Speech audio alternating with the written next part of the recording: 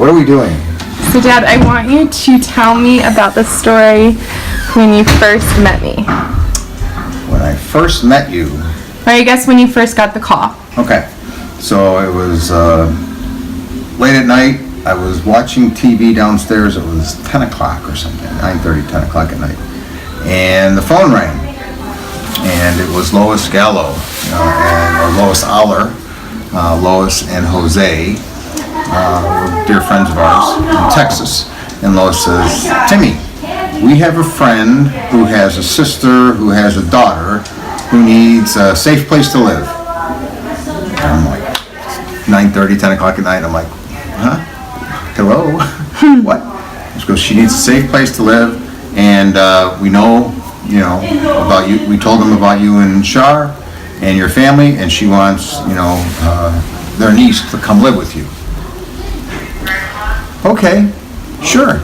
That sounds great. So I hung up the phone. I said, I'll fly down tomorrow morning. And I hung up the phone, and I went upstairs, and I woke up Mom. I says, oh, God just called.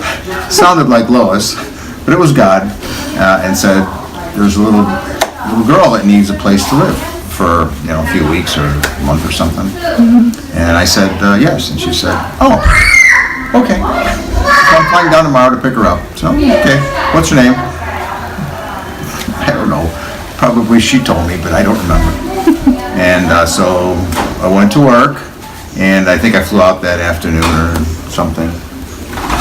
And I flew down to Texas, and I went to Lois and Jose's, and they kind of filled me in on, whatever was going on in the family and that kind of stuff. And that sounds like maybe an odd thing, but that's just what we do.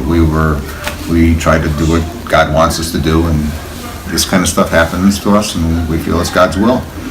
And we're pretty sure we're right. So I went to Lois and Jose's and was there for a while, an hour or so. And I was sitting on the floor, I remember, and there was a knock on the door. And Chelsea, you came in with Grandma Linda. Lynn. Yeah, Grandma Lynn. And Grandma Linda is another kid's. Never mind. Good job, Dad. Forget about that. You did great. So Grandma Lynn came in, and I was sitting on the floor, and I didn't know exactly how to react. I didn't know how you felt about this. And they says, well, Tim, this is Chelsea. And I said, hi, Chelsea. And you came, and I was sitting cross-legged, and you came and you sat in my lap. And I was like, oh, it's really odd. She just sat down in my lap. I'm a perfect stranger. And it was just really loving, and it was fine.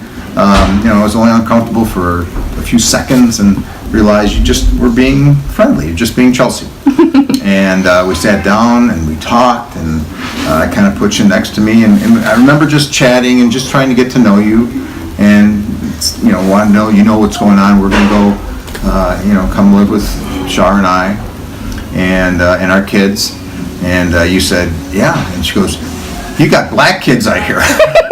I went, well, yeah, actually they're kind of brown. And I says, you're in Texas, Chelsea, and you're darker brown than I am. I says, but they're, And you went, so I didn't really know how to explain that. So yeah, some of them are black and some are white. And I says, but we're really looking forward to having you come to our house.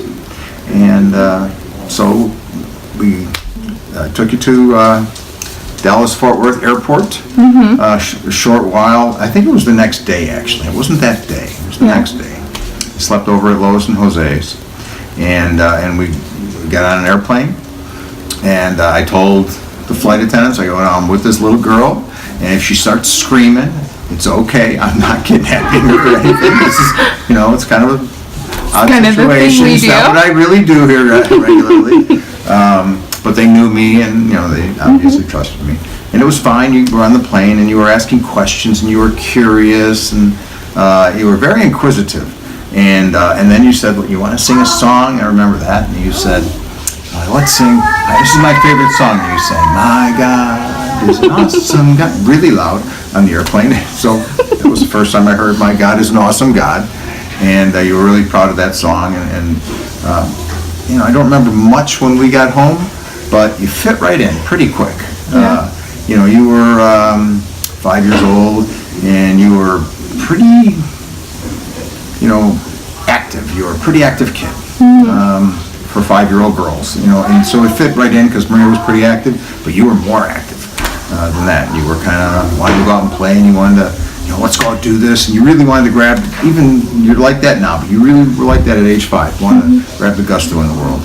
And so we were blessed to have you live with us for a few years and give you a safe place to live, and took you to church and took you to school, and I think I was your soccer, I was your soccer you were coach. a soccer coach. And I might have been your baseball coach too, Yeah. softball. And, just kind of wanted to keep you involved. I think we might have done some gymnastics Yeah, I have as pictures well. of that. Yeah.